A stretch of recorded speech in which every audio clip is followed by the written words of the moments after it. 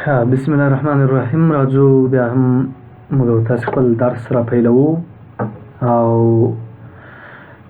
راځو سټایل ګروپ کې سټایل له نوم څخه معلومیږي چې موږ تاسو کولای شو چې د سټایل څخه په استفادې سره د لیکنې مختلفو برخو ته موږ تاسو سټایلونه ورکړو، سټایل ورته وکاروو. سمه ده. لکه راځم دلته د خان په اړه باندې یوه مقاله لیکمه.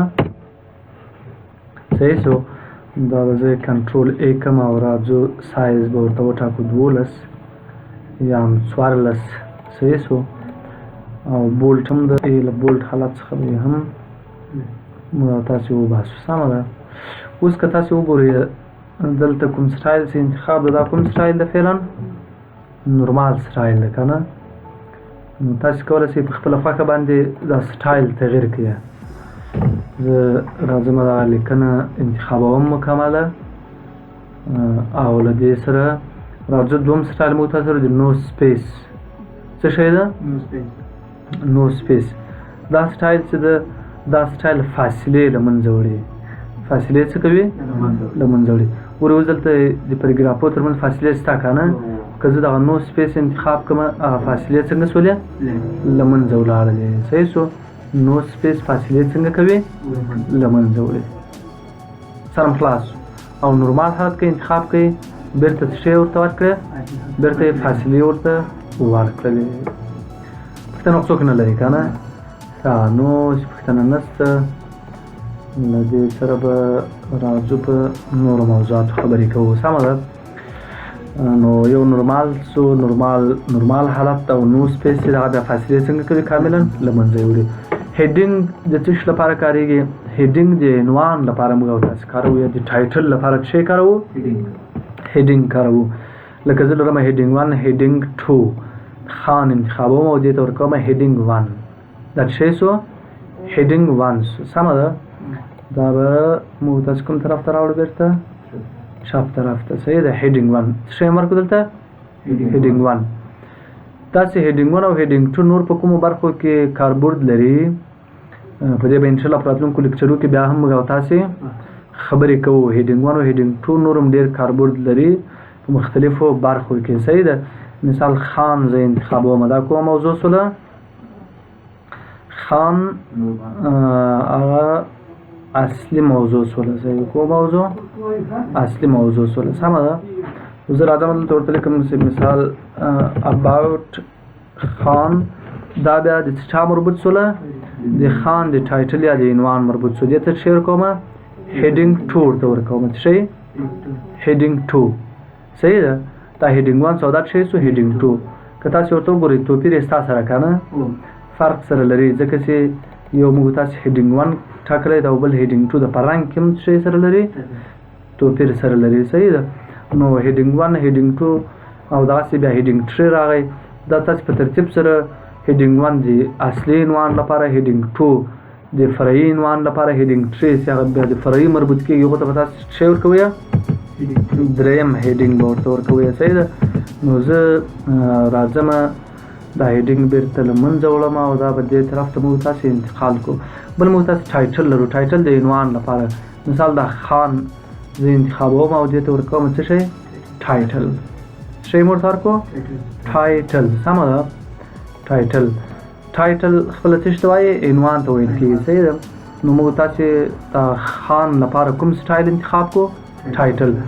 لاندې څنګ ته بیا سب ټایټل لرو. سب ټایټل بیا فرعي عنوان ته ورکولی شي. سب فرعي. صحیح شو. خان چې د اصلي عنوان د اباوټ خان بیا فرعي عنوان ده. نو زه راځم د اباوټ خان انتخابوم او دلته سب ټایټل ورته انتخابوم. صحیح شو. سب ټایټل او دا زه راوړم لیفټ طرف ته. اوس که وګورئ دغه دواړو سټایلو ته که متوجه شئ دغه یو سټایل موږ ته اصلي ټایټل یا عنوان راښیي او اباوټ خان چې دا موږ تاسو ته فرعي ټایټل یا عنوان ده. صحیح شو. نو تاسو کله لیکنه کوئ که ضرورت یې کولی شئ تاسو د نورمال حالت لیکنې ته وټاکئ یا نو سپیس ورته انتخاب کړئ. نو سپیس فاصلې له منځه وړي یا هیډینګ وکاروئ یا ټایټل سټایل انتخاب کړئ. د فرعي عنواناتو لپاره سب ټایټل سټایل انتخابولی شئ. نو که راسئ کلیک وکړئ لاندنۍ برخه کې نور هم تاسو ډېر زیات سټایلونه لرو چې له دې ټولو سټایلو څخه تاسو کولی شئ چې استفاده وکړئ. strong style صحیح شو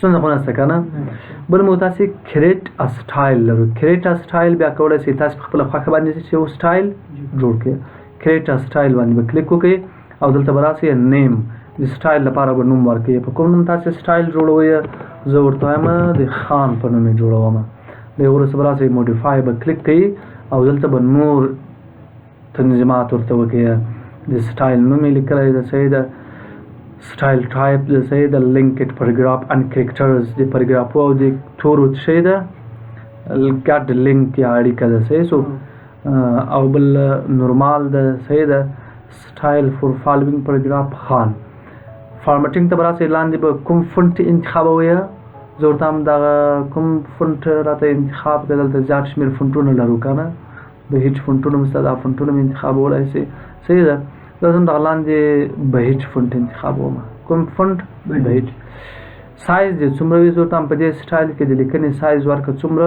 24 لیکنه دې څنګه وي بولډ دې وي انډرلاین دې لیکنه ولري رنګ دې څه ډول وي مثال زه ورته هم دا رنګ ورته ورکړه صحیح ده دا رنګ لیکنه دې د صفحې کومه برخه کې وي سنټر کې دې وي رایټ طرف ته دې وي او یا کوم چپ طرف ته زه ورته هم چپ طرف ته دې وي صحیح سو دلته کولی شئ تاسې بیا اندازې ورته مشخصې کړئ د خطو ترمنځ فکر مې ستا ورته که نه دلته د خطو ترمنځ فاصله داسې ورته ټاکلی شئ څنګ ته که تاسې راسئ وګورئ کلیک وکړئ دا بیا د پرګرافو ترمنځ فاصلې څنګه کوي کموي او زیاتوي او کولی شئ تاسې له دې دوو کمانډو څخه په استفادې سره پرګراف ښي او چپ طرف ته انتقال کوي مثال پرګراف باید زه ورته هم دې ساحه کې وي په دې سټایل کې که زه دا سټایل لیکنې تر کوم پرګراف باید د صفحې په دې برخه کې وي صحیح سو نه زه ورته هم د خپل حالت یې صحیح ده لاندې برخه کې اډ ټو د سټایل ګیلري دې ساحې ته سټایل ګیلري ویل کېږي که غواړئ دا خپل سټایل ګیلري ته اضافه کړئ نو دا آپشن باید ټیک مارک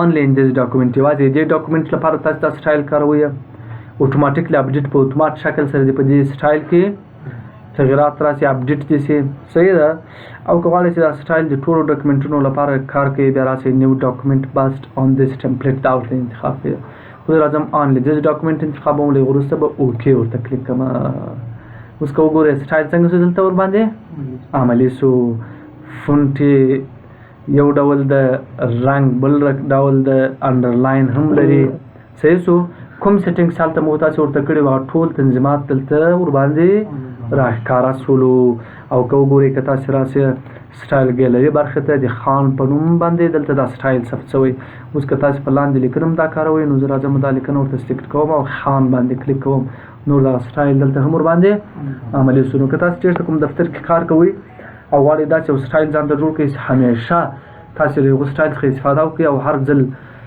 له یوه تغیراتو راوستلو څخه مثال تاسې وخت ورباندې ضایع نه کړئ او سټایل تیار در سره پروت وي مثال یو لیکنه کوئ اتومات هغه سټایل ورباندې عملي کوئ نو بیا ضرورت نه وي ستاسې رنګ ځان ته ورته تغیروئ فونټ ځان ته ورته تغیروئ سایز ځان ته ورته تغیروئ صحیح شو نو تاسې به دلته په خپله خوښه سټایل جوړ کړئ په کریټ سټایل کې کلیر فارمټینګ که کوم فارمټ تاسې دغه لیکنې ته ورکړئ دا ټول درته کلیر کوي دا راځم انتخابوم او راځم په کلیر فارمټینګ باندې کلیک کوم اوس کوم فارمټ چې ما کار کړی و دلته هغه ټول څنګه شو کلیر شو صحیح شو پوښتنه څوک نه لري که نه بل اپلای سټایل په دا لیکنه سټایل څنګه کوي اپلای کوي ورباندې عملي کوي صحیح شو لکه مثال زه ورته ماته دلته یو سټایل راکړه کوم سټایل راکړه خان سټایل خان سټایل خان ورته ولیکم او دا اپلای کوم اتوماتیک ګورئ دې لیکنې ته څه شی ورکړو دغه سټایل یې ورته ورکړو یا مثال زه ورته هم نه دې ته دغه سټایل نه ورته یا ته نورمال سټایل بېرته ورکړه صحیح ده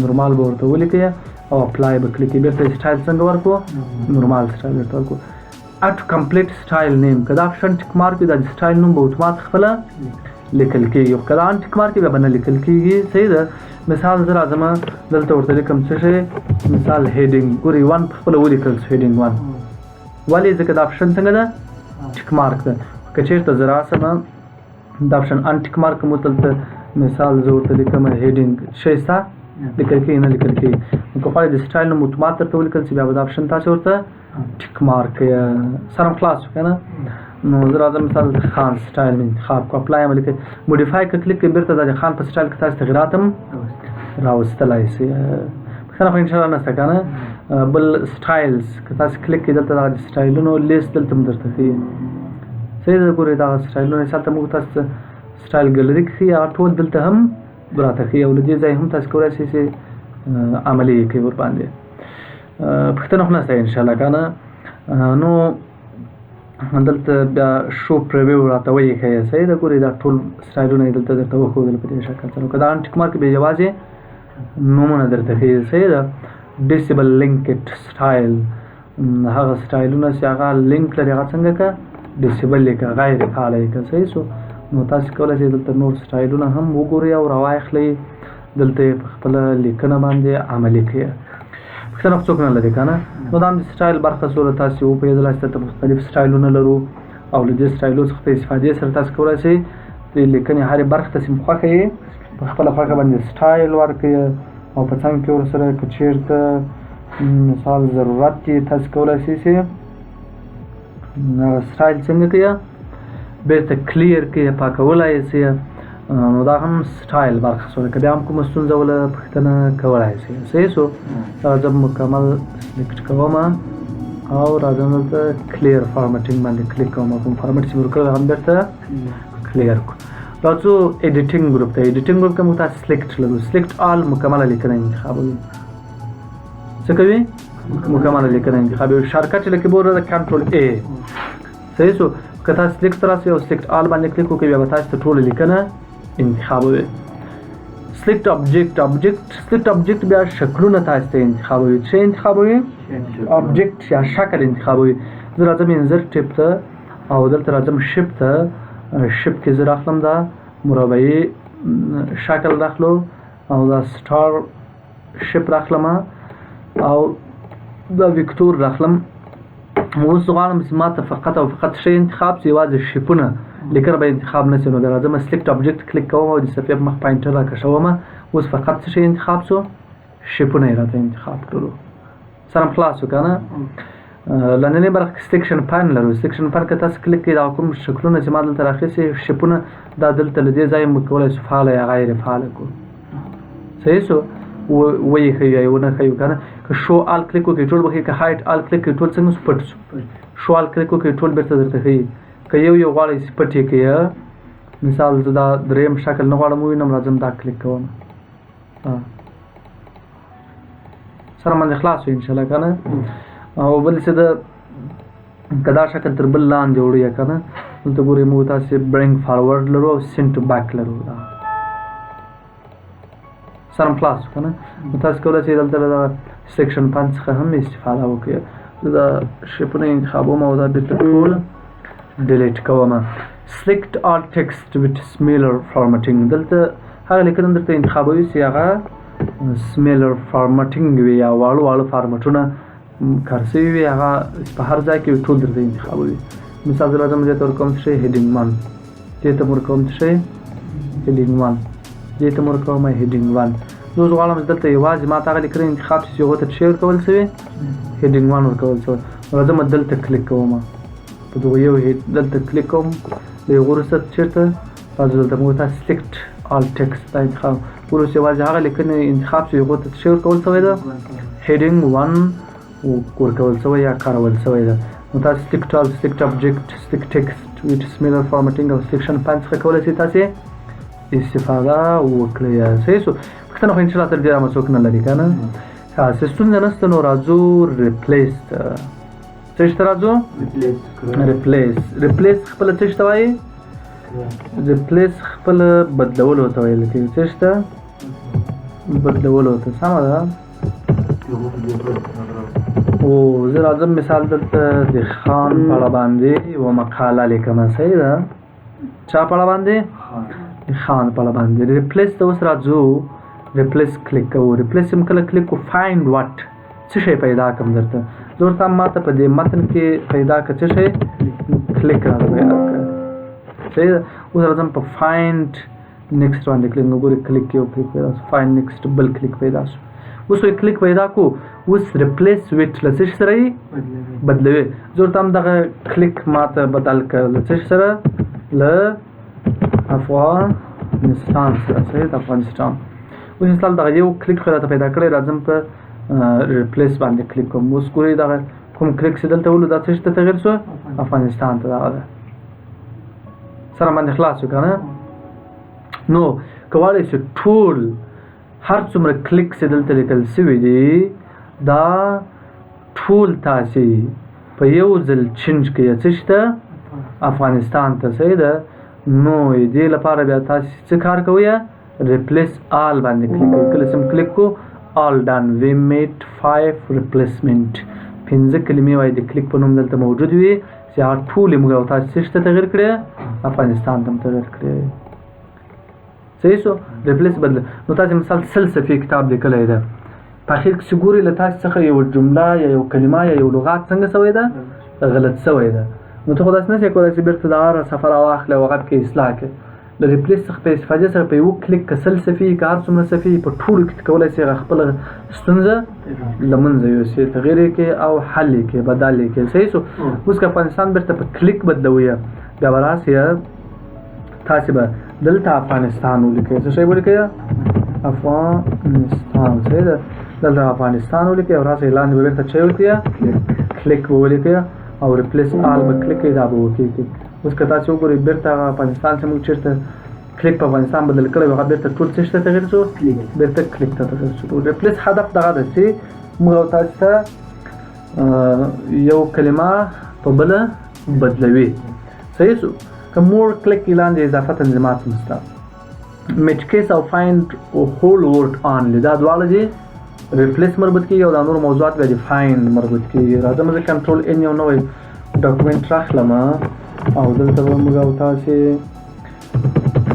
یو څه لیکنه راواخلو صحیح ده زه غواړم دلته اوس ریپلیسمنټ وکړم ځینې کلمات په ځینو نورو باندې بدل کړم صحیح ده لکه مثال دلته زه دې لرم په لو چې پیل شوې ده دې په لو دلته دې لرم دا په چې پیل شوې کوچنۍ ټوس یو نفر ما ته وایي ما ته دغه کومه دې په غټه چې پیل شوې دغه راته تغیر کړه صحیح شو څنګه یې کړه تغیر یې کړه نو زه راځم دلته ورته وایم دې صحیح ده څه شی ټي ایچ ای دې مثال څه شته چینج کړه مثال ای اف آر ته چینج کړه صحیح ده اف آر ډبلیو نو زه اوس راځم ریپلیس آل باندې کلیک کوم او دا وکړم کوم اوس که تاسو وګورئ ټول دې چینج شو ای اف آر ډبلیو ته که په کوچني تورې پیل شوي وو که په غټ تورې زه دا بیرته کنټرول زیډ کوم ځکه ما هدف دا و چې فقط دغه د غټو تورو واړه باید چینج شي که نه نو دې لپاره بیا تاسې راسئ دلته به دې ورته ولیکئ خو دې په کوم تورې پیل کړئ په غټ تورو ټي ایچ ای اوس که تاسې راسئ ریپلیس آل کلیک وکړئ بیا هم ټول دې تغیر کېږي که په کوچني که په غټې که تاسو غواړئ فقط هغه دې تغیر چې په لوټې پیل شوي بیا به تاسې میچ کیس ورته ټیک مارک کړئ او راسئ په ریپلیس آل به کلیک وکړئ دا به مو اوکې کړئ صحیح ده اوس تاسې وګورئ دا کوم دې په کوچنۍ ټي و دا پاته ده په غټه ټي هغه څنګه شوی تغیر شوی ده صحیح شو نو تاسو کولی شئ د دې هدف لپاره له میچ کیس څخه استفاده وکړئ صحیح ده پوښتنه څوک نه لري که نه بل موږ تاسو لرو فایند هول ورډ آنلی دا څه لپاره کارېږي تاسو کنټرول ان نوی ډاکومنټ راخلم مثال لیکم خان دا لیکم څه شی خان ګل صحیح ده دا لیکم څوک خان جان صحیح ده دا څوک لیکم خان احمد صحیح شو بل لیکم مثال خان علی صحیح شو بل مثال لیکم خان رضا صحیح اوس یو نفر ماته وایي دا خان ریپلیس که بدل لیک راځم دلته ورته لیکم څه شی خان دا بدل کړه چا سره له احمد سره مثال احمد صحیح ده اوس راځم دا باندې ټیک مارک په ریپلیس باندې کلیک کوم او څنګه کوم دا زه اوکې کوم صحیح شو اوس که تاسې راسئ وګورئ ښه دلته که تاسې اوس وګورئ دغه یو خان خو یې څه ته تغیر کړو احمد ته یې تغیر کړو که نه دا خان نه و لیکل شوی په سپیل کې غلط شوی ځکه یې نه ده بدل کړی که نه دلته ما شی لیکلی و خان جان دا چی کو احمد جان دا احمد بیا احمد علي کو دا چی کو احمد رضا صحیح ده اوس یو نفر وایي نه د ما هدف دا د فقط دغه یو خان تغیر شي دغه نور خانان دي نه تغیرېږي که نه نو دې لپاره به تاسو راسئ ریپلیس ته دلته به خان ولیکئ دلته ریپلیس ویت احمد فایند هول ورډ آن دا اپشن به ورته ټیک مارک کړئ کله چې م ټیک مارک اوس که په ریپلیس باندې کلیک وکړئ اوس یوازې دغه یو خان تغیر شو نور ټول څنګه دي په خپل حالات باندې پاتې دي پوه شو سره باندې انشاءالله که نه نو له دې سره په میچ کیس او فایند هول ورډ آن باندې خبرې وسولې دغه نور موضوعات چې دي دا بیا د څه شي مربوط کېږي دا بیا د فایند مربوط کېږي څه شي فایند بیا په انګلیسي کې څه ته ویل کېږي شی د فایند پیدا کولو ته ویل کېږي فایند څه ته وایي پیدا کولو ته ویل کېږي صحیح ده نو فایند کې هم موږ او تاسې بیا دوه ډوله فایند لرو یو فایند لرو بل اډوانسډ فایند لرو فایند او بل شی ده اډوانسډ فایند ده صحیح ده انشاءالله تعالی سره راتلونکي لیکچر کې موږ او تاسې په اډوانسډ فایند او ګوټو برخو باندې به د خیر سره خبرې ولرو صحیح ده پوښتنه خو څوک نه لري که نه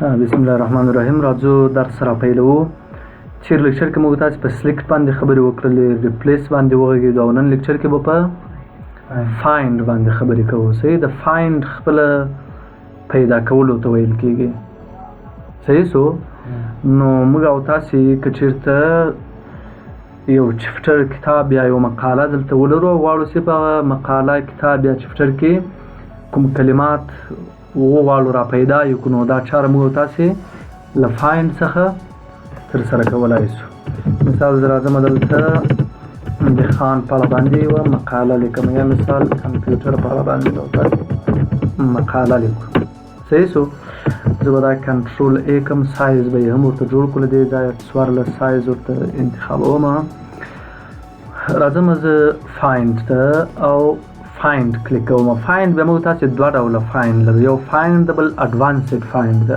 اډوانس فایند او فایند فایند باندې راځو کلیک کوو فایند چې د په ساده توګه سره که تاسې دلته کوم لغات یا کومه جمله ورته ورکړئ هغه به تاسې ته په متن کې دا پیدا کوي خو اډوانس فایند چې دلته بیا یو څه پرمختللی سیسټم د تاسې کولی شئ چې ځینې نور اپشنونه هم ورسره وکاروئ صحیح سو راځم زه دلته ورته وایم چې آیا په دغه متن کې د کلیک یا د کمپیوټر په نوم کلمه زه لرم که یې نه لرم راځم دلته زه څه لیکم کلیک لیکم اوس ګورئ دلته په متن کې چې هر چېرته کلیک لیکل شوي د هغه یې راته په نښه کړو لاندنۍ برخه کې که تاسې وګورئ دې برخه کې موږ تاسې ته ټول هغه پریګرافونه چې په هغو کې کلیک شتون لري هغه پریګرافونه موږ ته دلته ښیي مثال دې پریګراف کې دا د کلیک شته دلته هم کلیک شته د هر پریګراف کلیک که تاسې وغواړئ انتخاب یې کړئ بیا کولی شئ دغه لاندې کوم پریګرافونه دي په هغو پریګرافو باندې تاسې کلیک کولی شئ یا زه ورته ماته دلته کمپیوټر وښیه کمپیوټر شته که نه شته که نه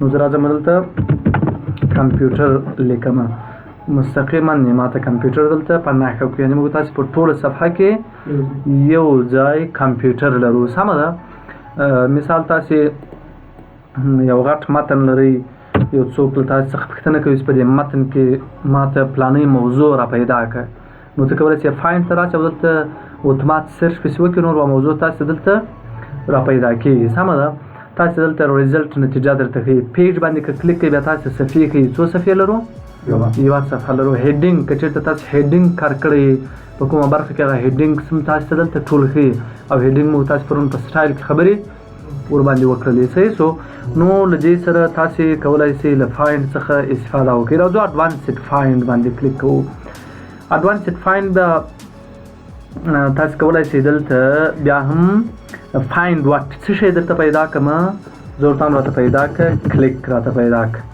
کلیک لیکم راځم په فایند نیکسټ کلیک کوم دا د یو کلیک یې پیدا کړو بیا که فایند نیکسټ کلیک وکړئ بل کلیک یې پیدا کړو صحیح ده اوس یو کس وایي چې په دې ډاکومنټ کې هر څومره د کلیک کلمات دي دا ټول باید ماته را پیدا کړي نو بیا به راسئ فایند ان ته دلته دوه اپشنونه تاسې ته درکوي کرنټ سلیکشن دا کومه برخه چې فعلا تاسې موقعیت لري یا کومه برخه تاسې انتخاب کړې وي په هغې ساحه کې به تاسې ته د کلیک لغات را پیدا کوي او که مین ډاکومنټ ورته وټاکئ بیا په ټول ډاکومنټ کې هر څومره کلیک کلمې دي هغه به ټول تاسې ته را پیدا کوي. زه راځم مین ډاکومنټ انتخابوم.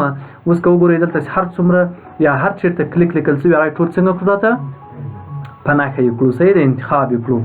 اوس یو کس وایي دغه د کلیک کوم لغات چې په دې ډاکومنټ کې شتون لري دا خو دلته انتخاب شو راته، زه غواړم دا هایلایټ هم کړمه، بیکګراوند یې باید یو رنګ ولري.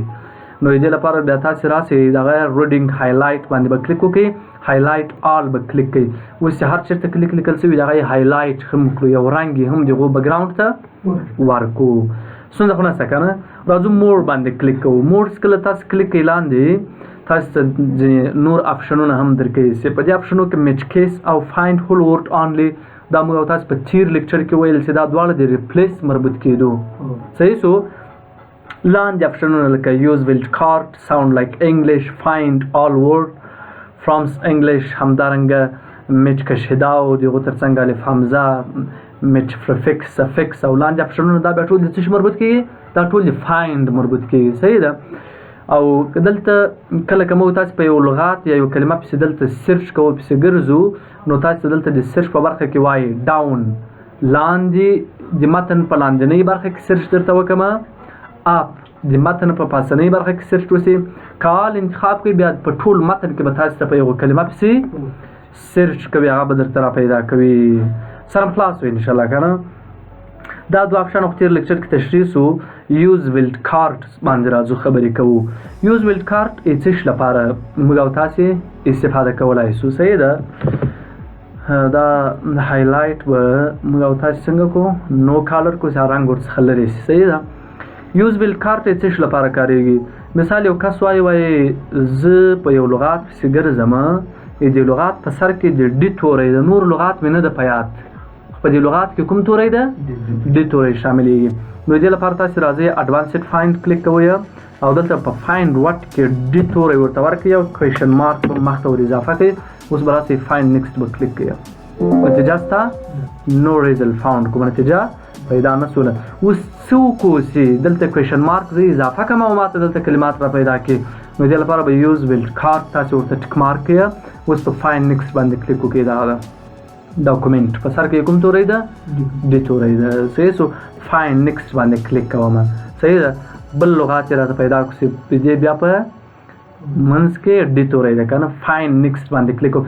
نور ټول هغه لغاتونه تاسو ته را پیدا کوي چې په هغو کې کوم توری شامل ده؟ ډي توری شامل ده. نور راته بیا تاسو په خپله پسې وګرځئ کوم لغات ده. صحیح سو نو تاسو یوز ویلډ کارت کولی شئ وکاروئ. یا مثال راځم دلته سی توری ورکوم، کوېشن مارک دا آپشن باید ټک مارک فایند نیکسټ کلیک وکړئ. دا ده کاور. دا یې څنګه کړو راته پیدا یې کړو. ستونزه خو به نه یې که نه.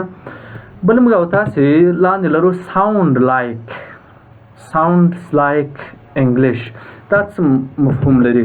موږ تاسو په انګلیسي کې ځینې داسې لغاتونه یا نومونه لرو چې هغه لیکل کېږي تلفظ یې یو ډول وي خو په لیکلو کې څنګه وي؟ مختلف لیکل کېږي. صحیح ده.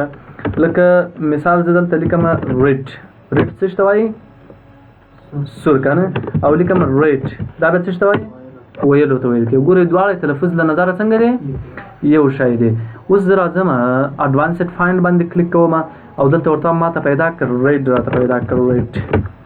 صحیح سو دا آپشن ان ټک مارک کوم. صحیح سو اوس فایند نیکسټ کلیک کوم. ګورئ یو ریډ پیدا شو که نه ریډ. که فایند نیکسټ باندې کلیک وکړم بله نتیجه نه راکوي په لاس.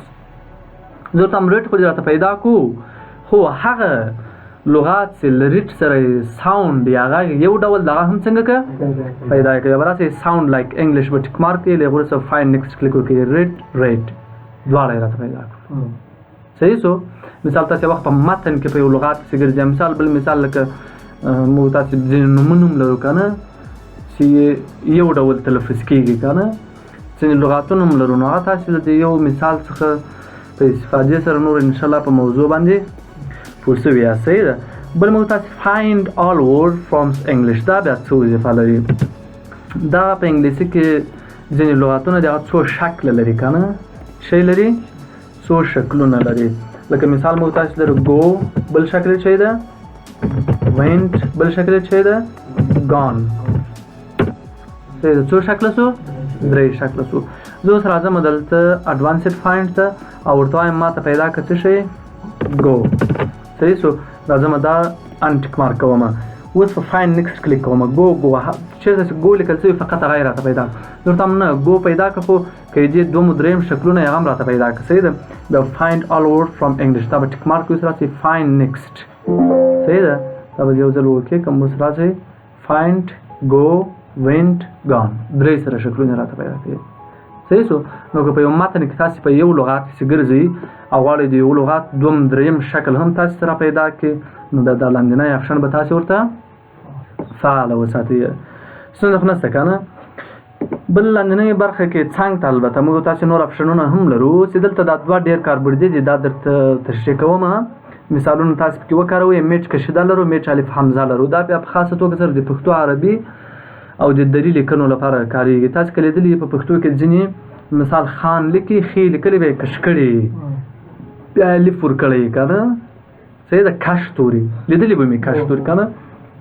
یا مثال میچ الف حمزه موږ تاسې یو الف لرو چې په سر باندې مد لري بل الف لرو چې په سر څه لري حمزه لري صحیح ده نو که تاسې مثال په داسې کلماتو پسې ګرځئ چې هغه یا کش سوي یا حمزه ولري نو بیا تاسې کولی شئ دا دوه اپشن ورته فعاله کړئ صحیح شو میچ پریفکس میچ سفکس دا په انګلیسي کې څه شی دی په انګلیسي کې موږ تاسې مختاړی لرو او بل شی لرو وروستاړی لرو سمه ده نو مثال زه دلته در کوم تر څو تاسې ښه ورباندې پوه شئ دلته لیکم مثال لوکډ صحیح شو یا لیکم څه شی مثال سپوکډ صحیح شو دا څه لري دا ای ډي په اخر کې څه ده دا وروستاړی ده صحیح ده مثال یا لیکم څه شی سموکډ صحیح شو څه شی دلته یو اس ورته اضافه کو سمه ده دلته به له سره ولیکو یا رایټ کلیک ورباندې وکړئ اصلاح یې کړئ دلته سمه ده او بل لغات مثال زه دلته لیکم څه شی بل لیکم ای ډي صحیح ده دا به هم انټر کړو اوس ګورئ دلته موږ تاسې دغه یو مختاړی لرو دا نور څه دی وروستاړی دی سمه ده زه اوس راځم دلته اډوانسډ فایند ته ورته وایم ماته دا به انټیک مارک یې صحیح ده او دلته به راسئ څه به ورته ولیکئ ای ډي به ورته ولیکئ او دلته به دا میچ پریفکس تاسې ورته ټیک مارک یې د هغې ورته راسئ فایند نیکسټ باندې به کلیک وکړئ څه راته پیدا کړو مختاړی پیدا کړو صحیح شو که دا انټیک مارک هم او میچ سفکس ټیک مارک هم فایند نیکسټ دا بیا وروستاړی راته پیدا کوي صحیح شو نو میچ پریفکس او میچ سفکس تاسې د مختاړی او د وروستاړي د پیدا کولو لپاره کارولی شئ انشاءالله ستونزه خو نشته که نه ښه اوس یو بل کس راغلی ده دلته یو نوم لیکلی نوم یې لیکلی ده احمد خان په دې شکل یې نوم لیکلی ده صحیح شو اوس دی په دې نوم پسې ګرځي راځي دلته لیکي احمد خان احمد دی دلته ټول یو ځای لیکي احمد خان نو که په فاین باندې کلیک کړئ دا نه درته پیدا کوي نتیجه نشته صحیح ده که زه راسم دا لاندنی اپشن ورته ټیک مارک کوم او فاین نیکسټ باندې کلیک وکړم بیا څنګه شو په دا صورت صحیح ده ځینې نومونه لیکل کېږي چې په هغو کې داسې لکه منفي علامې کار شوي بیا تاسې کولی شئ د اپشن په فعاله کولو سره تاسې هغه را پیدا کړئ سمه ده یو بل کس راغلی یو بیا مثال یو بل نوم لیکلی ده یو لیکلی ده څوک موسی بیا فاصله دلته ورکړې ده بیا لیکلی خان صحیح ده اوس که زه دا را پیدا کوم راځم اډوانسډ فایند ته او دلته زه ورته لیکم څه شی مثال لیکم موسی خان دلته فاصله نه ورکوم صحیح ده فایند نیکسټ کلیک کوم پیدا کوي نه یې پیدا کوي دې لپاره به دا لاندنی اپشن تاسې ټیک مارک یې اګنور ویټ سپیس کریکټرز دا به ټیک مارک یې فایند نیکسټ باندې کلیک وکړئ دلته مې ورکړی ده دلته به راسئ دا به څنګه کوي تاسې دا به بېرته له سره ولیکو فایند نیکسټ باندې دا لکه دا یې دوړو تاثیر ده که څنګه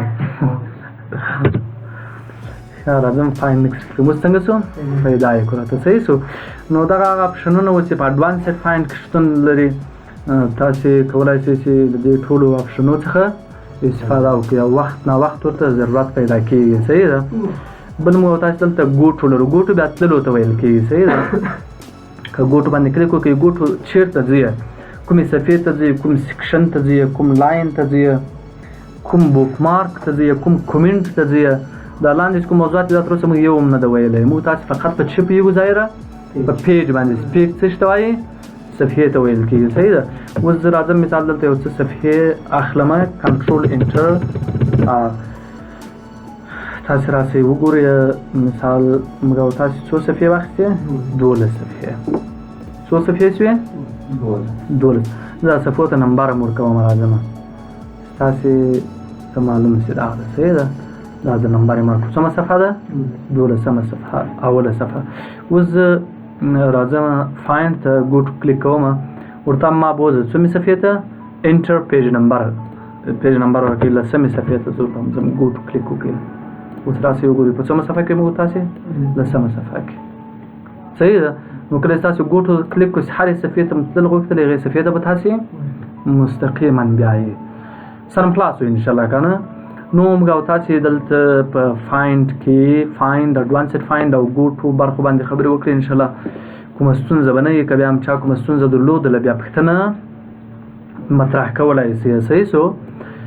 نو داسې موږ هم یو څه سره مصروفه وو نن هلته، ځکه یو څه ټایم نن ناوخته سمه ده. انشاءالله راتلونکي لیکچر کې به هڅه کوو چې ټایم په خپل وخت باندې شروع شي. صحیح ده. نور ایډیټینګ ګروپ کې کوم موضوعات دا هم وویل شو. نور به موږ تاسې خپل درس بیا له انزرټ ټیپ څخه پیلوو. انزرټ خپله اضافه کولو ته ویل کېږي. په انزرټ کې موږ تاسې پیجز لرو، ټیبل، السټریشن، اټ انس، میډیا، لینکس، کومنټ، هیډر ان فوډر، ټیکسټ او سمبول چې دا ډېرې مهمې برخې او مهم ګروپونه دي. او موږ او تاسې په روزمره ژوند کې هره لحظه ورسره مخامخ یو. نو باید چې موږ او تاسې په دې موضوعاتو باندې ځانونه پوه کړو. صحیح ده. پروژې بیا زه کله چې ټیبل خلاص کړو په ټیبل کې بیا زه تاسې ته یوه حاضري جوړوم، شقه درته جوړوم، پیشنهاد درته جوړوم، مکتوب درته جوړوم. صحیح شو. دا به د ټیبل پروژې. شپ ته چې کله رالو شپ کله خلاصو په شپ کې بیا موږ تاسې آی ډي کارت جوړوو، سی وي به جوړوو، کور پیج به جوړوو، لوګو به جوړوو. دا به د شپ پروژې. نو انشاءالله موږ تاسې په انزر ټیپ کې پروژې هم لرو چې خیر و موږ تاسې به له خیره سره په پروژو باندې هم کار کوو. سمه ده. اوس خو انشاءالله پوښتنه تر دې دمه نشته که نه. نور به نو ریکارډ موږ تاسې بند کړو. سمه ده. بسم الله الرحمن الرحیم. راځو موږ او تاسې ورک پروګرام راخلاصوو. تېر لیکچر کې موږ او تاسې په انزر ټیپ کې ایډیټینګ ګروپ باندې خبرې وکړلې. انشاءالله ستونزه به نه وي. که بیا هم چا کومه ستونزه درلودله نو بیا کولی شي پوښتنه وکړي. نو انزرټ هم یو څه ما درته واضح کړو چې انزرټ خپله څه ته ویل کېږي؟ اضافه کولو ته ویل کېږي. صحیح شو. نو انزرټ کې هم موږ او تاسې ډېر موضوعات لرو. دا ټول باید موږ او تاسې زده کړو وی وایو. راځو لومړی موږ تاسې پیج باندې خبرې کوو. څه شی؟ پیجز ګروپ کې موږ او تاسې لومړی آپشن یا انتخاب چې لرو هغه کاور پیج ده.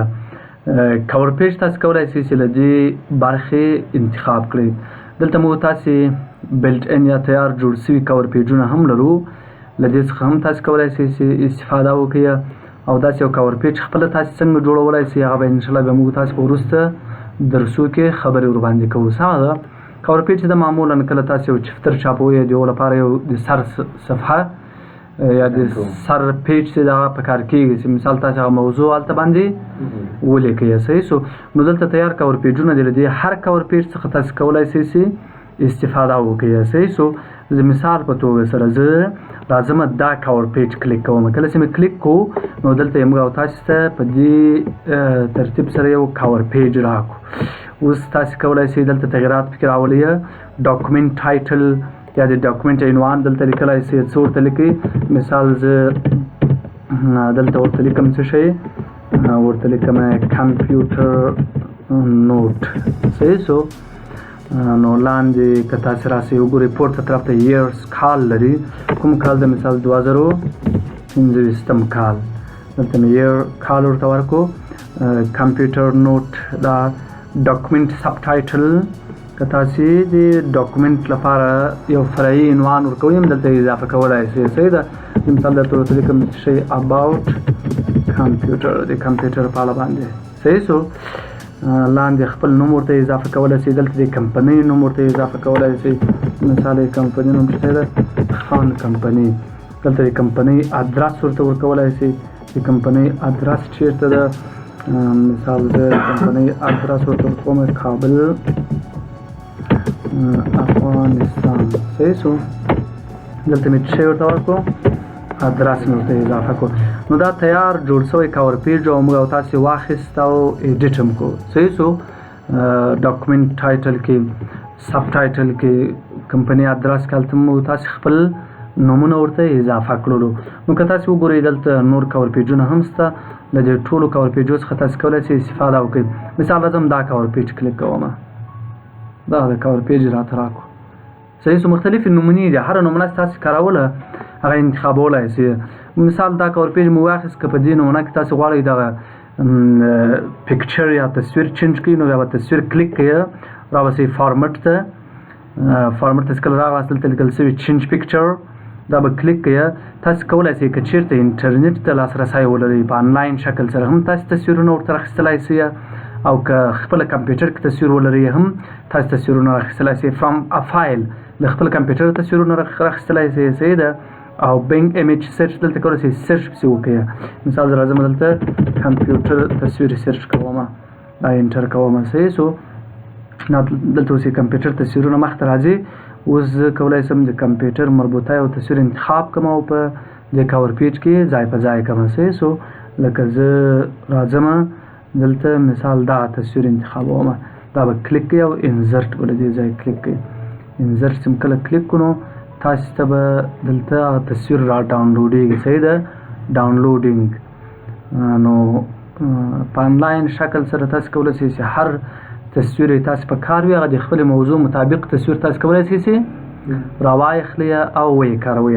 او که خپله کمپیوټر کې کوم تصویر در سره وي هغه بیا ستونزه نشته، هغه بیا تاسې کولی شئ چې د کمپیوټر له تصویرونو څخه هم استفاده ورته وکړئ. صحیح شو. ستونزه خو نشته انشاءالله که نه. دلته اوس انټرنیټ سره کمزوری ده ځکه دلته یو څه وخت نیسي که نه. که چېرته انټرنیټ کمزوری نه وي بیا ستونزه نشته. زه به دا کلوز کړم بېرته. کوم له کمپیوټره راخیست بیا به راسئ دلته فرام فایل، دا به کلیک کړئ او خپل کمپیوټر کې به د خپلو فایلو څخه یو تصویر ورته راواخلئ. صحیح ده. مثال دلته که تاسې کوم تصویر درلود مربوطه تصویر د کمپیوټر برخې کولی شئ راواخلئ. مثال دا تصویر زه انتخابوم، انزرټ کوم. اوس که تاسې وګورئ موږ تاسې د خپل کور پیج تصویر هم څنګه کړو؟ تغییر هم کړو. صحیح شو. نو په دې شکل سره تاسې کولی شئ د کور پیج تصویر هم ورته چینج کړئ، بدل یې کړئ. ستونزه خو انشاءالله څوک نه لري که نه. نو دا هم د کور پیج بله نمونه شوله. نورې مختلفې نمونې موږ تاسې لرو. مثال راځئ دا نمونه اخلئ، کلیک ورباندې کوئ. صحیح شو. دا بیا تصویر نه لري، دا ساده نمونه ده. او لاندې برخه کې موږ تاسې لرو more cover page from office.com. که تاسې له مایکروسافټ آفیس له ویب سایټ سره راجستر یا ساین ان یاست نو بیا تاسې کولی شئ دلته په آنلاین شکل سره له تیارو جوړ شویو کور پیجو څخه چې نوې نمونې دلته درته ښیي، له دې څخه هم تاسې استفاده کولی شئ. لکه دا زه راځم کلیک کوم. صحیح شو. دا هم څه شی شو؟ یو کور پیج شو. دا پکچر هم چینج کولی شئ. دا به شئ فارمټ ته چینج پکچر او فرام ا فایل ته زه راځم. زه له خپلو تصویرونو څخه یو تصویر ورته ورکوم. مثال دا تصویر راځم انتخابوم او انزرټ کوم. دا تصویر مې دلته ورته اضافه کړو. صحیح شو. نو هر یو کور پیج چې تاسې خوښ وو هغه استفاده کولی شئ. بل موږ تاسې لرو ریموو کرنټ کور پیج. دا کوم کور پیج چې پیرن تاسې لرئ دا څنګه کوي؟ دا ریموو کوي، له منځه یې وړي. که زه په ریموو کرنټ کور پیج کلیک وکړم نو کوم کور پیج چې ما اخیستی وي هغه څنګه شو؟ له منځه ولاړ. صحیح شو. یا دغه کور پیج چې ما دلته اخیستی زه غواړم دا را سره ثبت کړم په عین شکل سره. که بل وخت ضرورت شي دا کور پیج به تیار له ما سره ثبت وي، اړتیا به نه وي چې زه بیا له سره جوړ کړم، کار ورباندې وکړم. نو دې لپاره به تاسې دا کنټرول ای کوئ، مکمل به انتخاب کړئ. د هغه وروسته به راسئ دلته سیو ټو کور پیج ګالري، سیو سلیکشن کور پیج ګالري. دا وایي چېرته راته ثبت کړه، دې ته کور پیج ګالري وایي.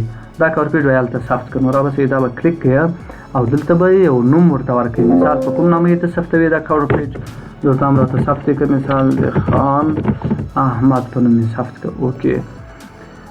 اوس که تاسو کور پیج ګلري ته راسئ نو دا کور پیج به تیار دلته له موږ تاسو سره ثبت وي. دا د خان احمد په نوم باندې صحیح ده. د دې وروسته که تاسو غواړئ دا کور پیج وکاروئ تیار دلته شته، هره لحظه کولی شئ تاسو لاسرسی ورته ولرئ او استفاده یې کوئ. پوښتنه څوک نه لري که نه، نو دا هم د کور پیج برخه سوه چې تاسې په کوم ترتیب په کوم شکل سره کولی شئ په ورډ پروګرام کې کور پیج ترلاسه کوي. نو کوم کور پیج چې موږ اخیستی که دا بیرته تاسې له منځه وړئ راباسئ په ریموو کرنټ کور پیج به کلیک وکړئ، کور پیج بیرته ختم سو. دا کور پیج ما تیار مخکې ثبت کړی ده، که بیرته زه راخلم او کاروم یې نو دې لپاره بیا راځم کلیک ورباندې کوم بیرته دا کور پیج راکوي. ستونزه خو نشته که نه، نو انشاءالله ستونزه به نه وي. که پوښتنه وله پوښتنه کولی شئ. بلانک پیج تاسو ته خالي صفحه درکوي. څه شی درکوي؟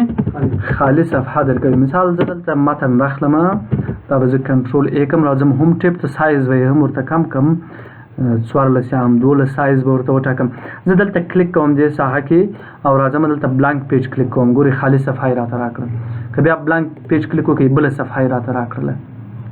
بلانک پیج څه کوي؟ خالي صفحه درکوي. پیج بریک بیا دغه صفحه پرېږدي او بلې صفحې ته ځي. مثال که دلته زه کلیک وکړم راسم پیج بریک کلیک کوم ګورئ بلې صفحې ته راغلم. صحیح څه اوس یو نفر وایي چې د بلانک پیج او د پیج بریک فرق څه شو؟ دا خو بیخي یو ډول دی که نه. زه راځم دلته کلیک کوم دې برخه کې دلته دې پروګرام. اوس که زه راسم بلانک پیج واخلم کلیک ورباندې کوم، اوس یې ګوره ما ته څه یې وکړو. که دلته زه کلیک وکړم ما ته به د دې پروګراف او د دې پروګرافو په منځ کې به خالي صفحه راکوي. نو دا پروګرافونه به بلې صفحې ته انتقالېږي. صحیح ده. دلته زه کلیک کوم راځم بلانک پیج کلیک کوم.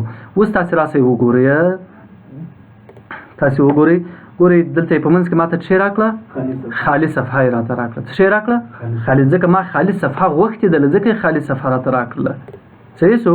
خو که چېرته زه راسم په دې پروګرام په دې برخه کې کلیک وکړم او پیج بریک له دې ځای کلیک کړم دلته بیا خالي صفحه نه کړه را، بلکې له دې صفحې انتقال شو موږ تاسې دوهمې صفحې ته یا بلې صفحې ته سره باندې خلاص. نو که څوک پوښتنه وکړي په ورډ کې بلانک پیج او پیج بریک څه وظیفه لري تاسې ورته ورسئ بلانک پیج خالي صفحه راکوي او پیج بریک څه ده یوه صفحه پرېږدي بلې ته ځي. انشاءالله پوښتنه نشته دې برخه کې که نه. تاسو له پیج ګروپ څخه وراقه ټیبل باندې خبرې کوو. د پیج بریک شارټکټ چې د کیبورډ کنټرول انټر ده. څه شی ده؟ کنټرول انټر چې وکړئ تاسې به بلې صفحې ته بیایئ. ښه راځو ټیبل برخې ته. ټیبل چې ډېره مهمه موضوع او ډېره کاربردي موضوع ده. موږ او تاسې ډېر ضرورت ورته لرو، هره لحظه په کار کېږي، نو باید چې ځان ورباندې پوه کړو.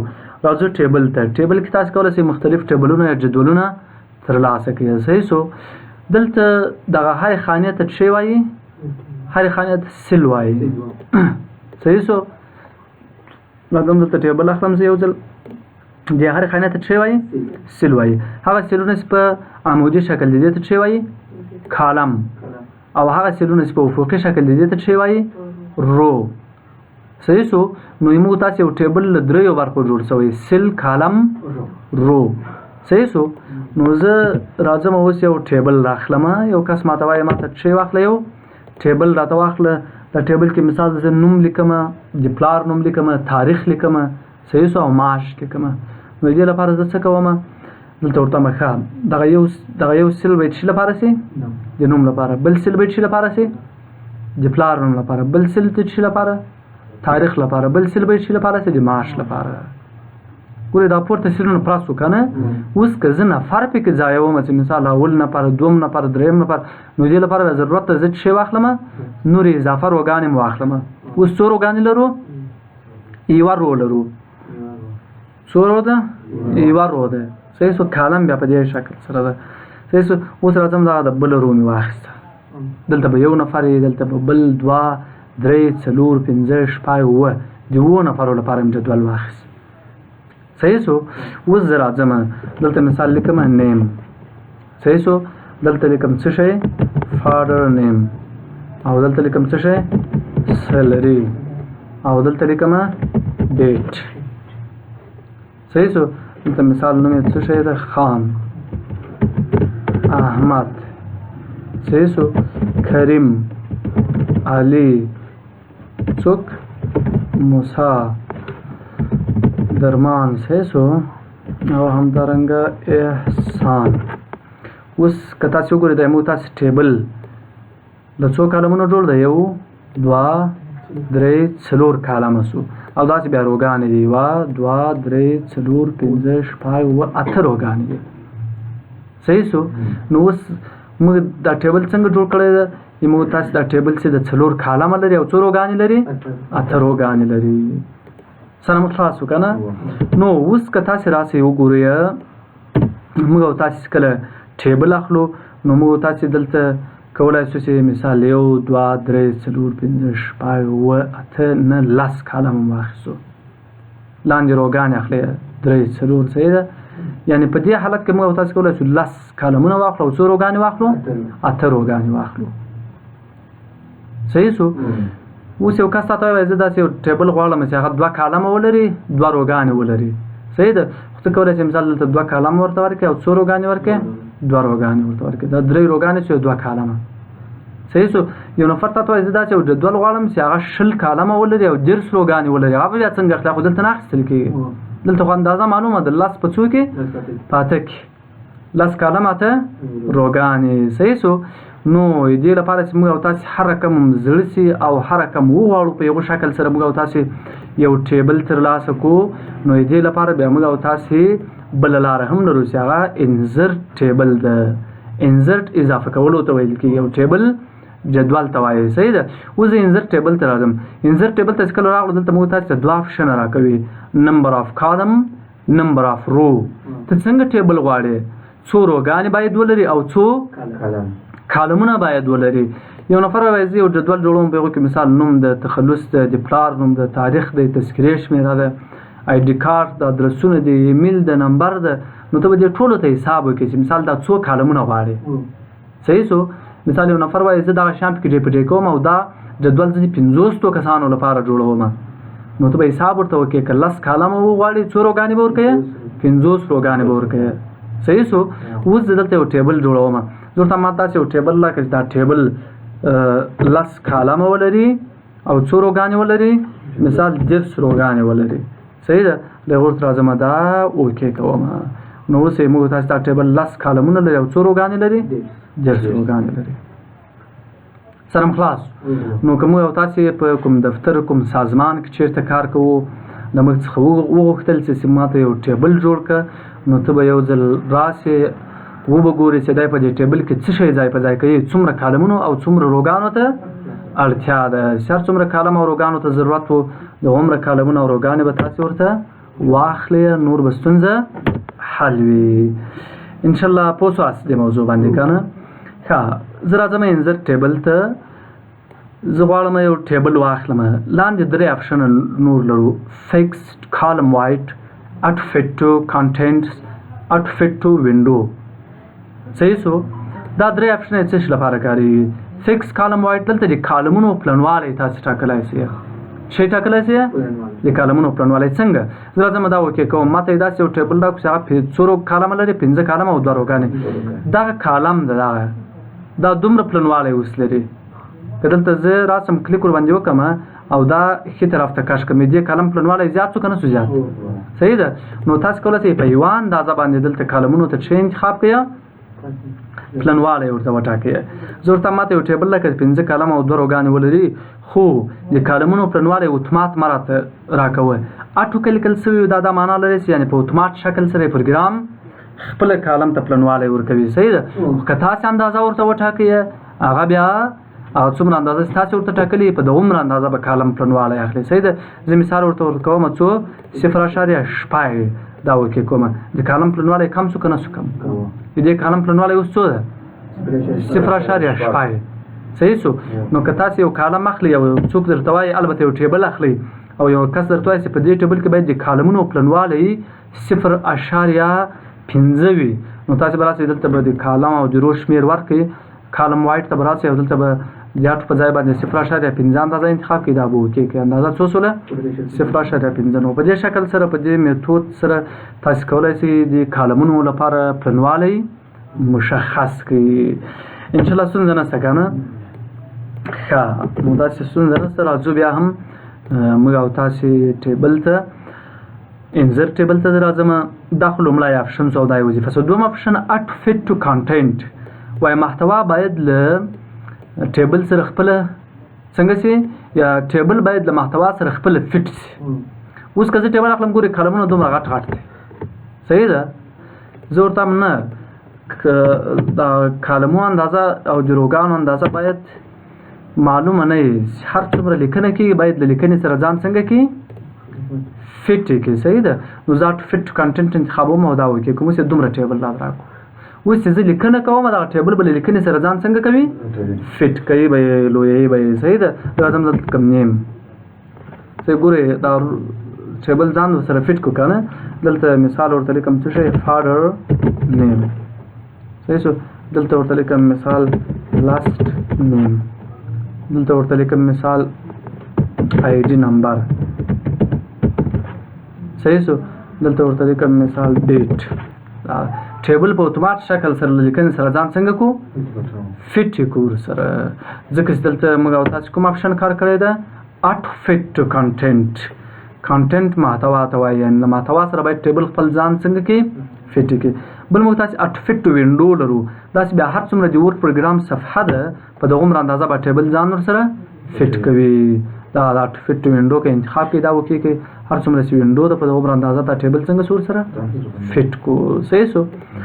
نور ان شاء الله دلته نور موضوعات هم شته. لاندنۍ برخه کې ریممبر ډیمینیشن فور نیو ټیبل دا موضوعات او لاندې برخه کې موږ موضوعات تر او کله ستاسو یو ټیبل نوی واخلي دلته ډیزاین او لیاوټ برخه راښکاره کېږي. دا بل خیر سره بیا موږ او تاسو په راتلونکو درسو کې خبرې ورباندې ولرو صحیح ده.